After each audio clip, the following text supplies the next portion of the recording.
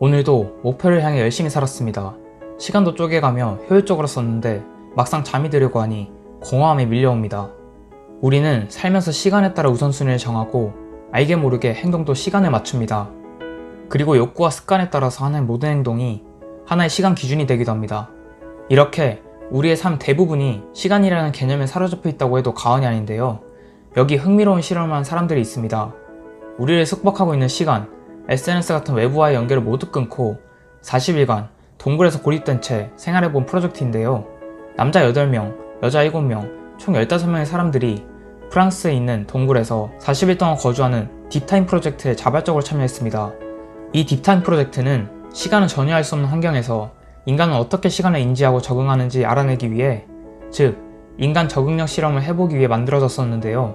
딥타임 프로젝트를 계획한 과학탐험가 크리스티안 클로를 포함해서 의사, 과학자, 유튜버, 기자 같은 각기 다른 직업의 일반인들이 참가했습니다. 이 동굴에서는 시간을 수정할 수 있는 전자기기나 물품이 없었기 때문에 하루가 어떻게 흘러가는지 전혀 가늠할 수도 없었죠. 그래서 참가자들이 잠을 자고 일어나면 사이클 1로 계산했습니다. 10번의 사이클이 지날 때쯤 참가자들은 무기력이라는 문제를 맞닥뜨려야 했습니다. 시간에 따라 해야 할 하루 일과 개념도 없었고 처음에는 자유처럼 느껴졌던 불규칙한 삶은 불안함도 야기했습니다. 사이클이 지나면 지날수록 참가자들은 시간을 알 수 없다는 생각에 무력감이 몰려왔죠. 이외에도 정전이 일어나 그나마 있던 불빛이 없어지기도 하고 습한 환경으로 심해지는 곰팡이 때문에 두려움은 점점 커지기도 했는데요. 참가자들은 두려움과 불안함이 커져가는 가운데 조금씩 변화하고 적응해 나가기 시작했습니다. 서로 달랐던 생체 리듬이 점점 맞춰지기 시작했고 서로 잠자고 일어나는 시간이 비슷해지자 협력해서 일하고 여가 시간도 함께 보내며 생활하는 데 더 편해지기 시작한 거죠.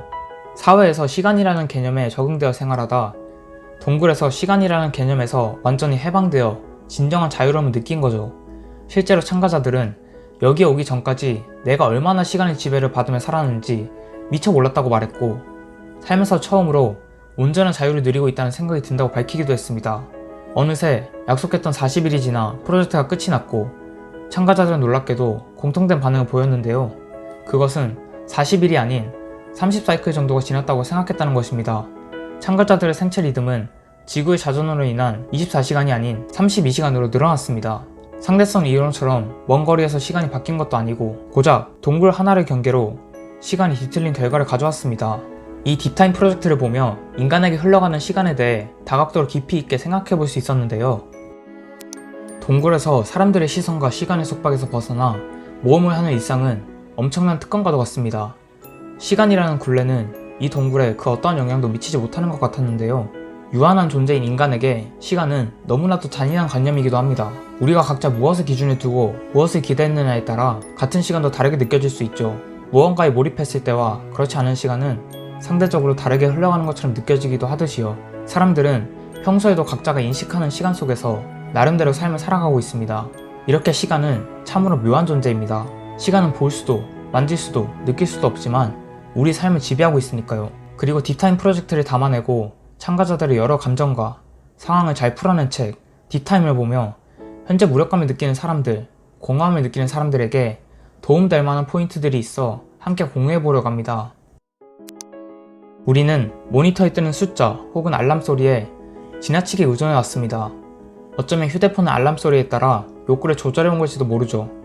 심장박동, 관절, 혈압, 체온 등 몸이 알려주는 지표에 그동안 우리는 충분히 귀 기울이지 않았던 겁니다. 습관적으로 시계나 태양이 알려주는 대로 행동을 해왔기 때문인데요. 감각은 소중하기 때문에 잘 이해할 필요가 있습니다. 어떤 세상에 들어왔다는 것은 그 세상을 온전히 있는 그대로 받아들이는 것과 같은데요. 아무것도 가정하지 않고 보이는 세상을 그대로 경험하는 것은 중요합니다. 발견하는 기쁨, 탐험과 모험의 욕구는 숨쉬는 욕구와 먹는 욕구만큼이나 인간이 지닌 기본적인 욕구입니다. 어린 아기마저도 눈앞에 보이는 환경에 만족하지 않고 주변 환경에 관심을 보입니다. 그 과정에서 아기는 배우면서 성장하죠. 두뇌와 유전자에 깊이 각인된 이 같은 욕구 덕분에 우리 인간은 적응력을 키울 수 있었던 겁니다. 동굴 생활은 영원, 그 절대적인 불변성을 경험하는 일입니다. 일상적이고 즉각적으로 여러 일을 해치워야 하는 일상을 살아가는 우리는 열심히 움직여도 쉽게 허무해지곤 하는 현대인은 개인을 초월하는 현실을 감지하는 감각을 키울 필요가 있습니다.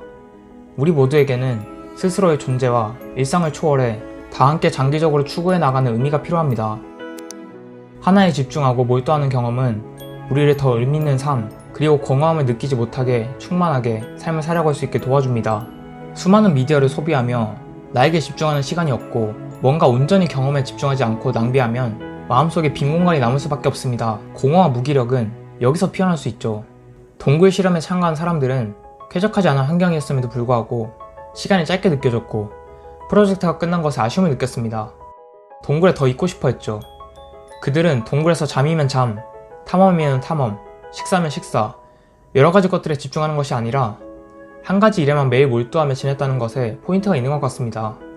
멀티태스킹이란 혼란스러움이 아니라 한 가지에 몰두하고 몰입하여 삶의 충만함을 느꼈고 거기서 오는 만족감이 컸던 게 아닐까요?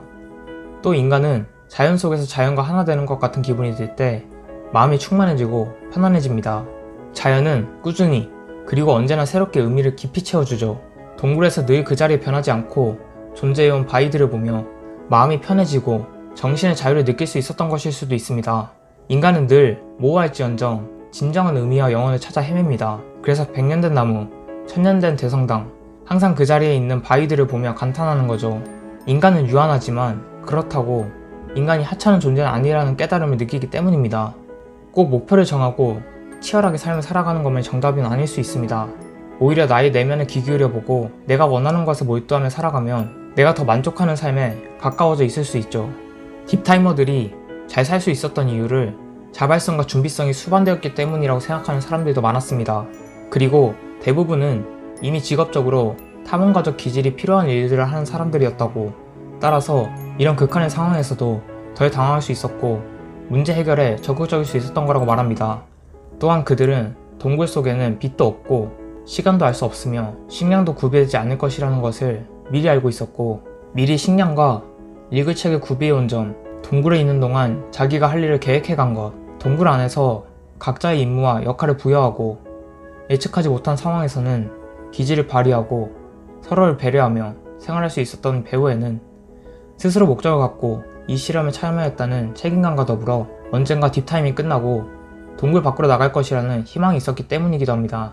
이것을 보고 누군가는 일반적인 사람들이 아닌 특별한 사람들이었고 다들 준비가 되었으니 가능했던 실험이 아니냐고 할 것입니다. 물론 맞는 말이라고 생각합니다.